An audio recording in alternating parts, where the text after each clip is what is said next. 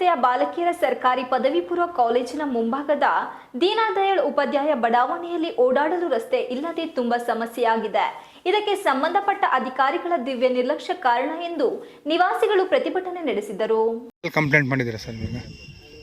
ನಾವು ಮೊದಲಿಗೆ ಪುರಸಭಾಧಿಕಾರಿಗಳಲ್ಲಿ ಕಂಪ್ಲೇಂಟ್ ಮಾಡಿದ್ವಿ. ಅವರು ಸತತವಾಗಿ ಒಂದು ವರ್ಷದಿಂದ ಸತಾಯಿಸಿ ನಮಗೆ ಈಗ ಒಂದು 15 ದಿವಸದಿಂದ ನಮಗೆ ಹಿಂಬರಹ ಕೊಟ್ಟಿದ್ದಾರೆ. ಈ ರಸ್ತೆ ನಮಗೆ ಬೇರೆಯವ್ರಿಗೆ ಸೇರ್ತಾ ಇದೆ ಅಂತ ಹೇಳಿ ಕೊಟ್ಟಿದ್ದಾರೆ.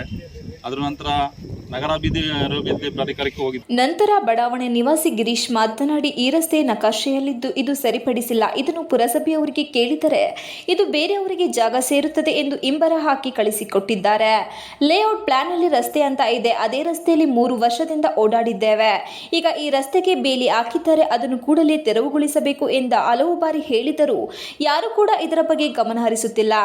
ಶಾಸಕರಿಗೂ ಹೇಳಿದರೂ ಗಮನ ಹರಿಸಿಲ್ಲ. ತಹಶೀಲ್ದಾರ್ ಅವರಿಗೆ ಹೇಳಿದರೂ ಇದು ನಮ್ಮ ವ್ಯಾಪ್ತಿಗೆ ಬರುವುದಿಲ್ಲ. ಪುರಸಭೆಯವರು ಹಾಗೂ ನಗರಾಭಿವೃದ್ಧಿ ಪ್ರಾಧಿಕಾರ ಅವರನ್ನು ಕೇಳಿ ಎಂದು ಹೇಳಿ ಸುಮ್ಮನಾಗಿ ಬಿಟ್ಟರು. ಈಗ ನಾವು ಎಲ್ಲಿ ಹೋಗಬೇಕು, ಏನು ಮಾಡಬೇಕು ಎಂದು ಗೊತ್ತಾಗುತ್ತಾ ಇಲ್ಲ. ಮನೆಗೆ ಓಡಾಡಲು ಈ ರಸ್ತೆ ಅಗತ್ಯವಾಗಿದೆ. ನಮಗೆ ಬೇಕು ರಸ್ತೆ ಇಲ್ಲದಿದ್ದರೂ ಪುರಸಭೆಯವರು ಈ ಒಂದು ಮನೆಗೆ ಪರವಾನಗಿಯನ್ನು ಕೊಡುತ್ತಾ ಇದ್ದಾರೆ. 8 ಮನೆಗಳಿಗೆ ಈ ರಸ್ತೆ ಓಡಾಡಲು ಅಗತ್ಯವಾಗಿ ಬೇಕು. ಎಲ್ಲರೂ ಕೂಡ ಅಧಿಕಾರಿಗಳಿಗೆ ಹೋಗಿ ಹೇಳಿದರೂ ಯಾರು ಕೂಡ ಇದರ ಬಗ್ಗೆ ಗಮನ ಹರಿಸುತ್ತಿಲ್ಲ.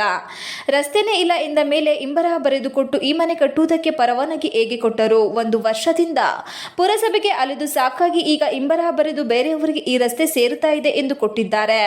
ನಂತರ ನಾವು ಜಿಲ್ಲಾಧಿಕಾರಿಯವರ ಹತ್ತಿರ ಹೋಗಿ ಸಮಸ್ಯೆ ಹೇಳಿಕೊಂಡೆವು. ಅವರು ತಹಶೀಲ್ದಾರ್ ಅವರಿಗೆ ಹೇಳಿ ಒಂದು ಸರ್ವೆ ಅದನ್ನು ಕಳಿಸಿಕೊಟ್ಟರು. ಆಗ ಅವರು ಲೇಔಟ್ ಪ್ಲಾನ್ ತಪ್ಪಿದೆ ಎಂದು ಹೇಳಿ ಅವರು ಕೂಡ ಸುಮ್ಮನಾದರು. ಓಡಾಡಲು ರಸ್ತೆ ಇಲ್ಲದೆ ತುಂಬಾ ತೊಂದರೆಯಾಗಿದೆ. ಇನ್ನು ಮಳೆಗಾಲದಲ್ಲಿ ಸಾಕಷ್ಟು ಕೆಸರು ಗುಂಡಿಗಳಾಗಿ ಓಡಾಡಲು ತೊಂದರೆಯಾಗುತ್ತಿದೆ.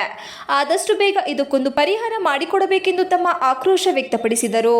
ನಿವಾಸಿ ಪ್ರಸನ್ನ ಮಾತನಾಡಿ, ಕಳೆದ 10 ವರ್ಷದಿಂದ ಬಡಾವಣೆಯಲ್ಲಿ ವಾಸವಾಗುತ್ತಿದ್ದು ಇಲ್ಲಿ ಯಾವುದೇ ತರ ಅಭಿವೃದ್ಧಿ ಕೆಲಸಗಳು ಆಗಿಲ್ಲ.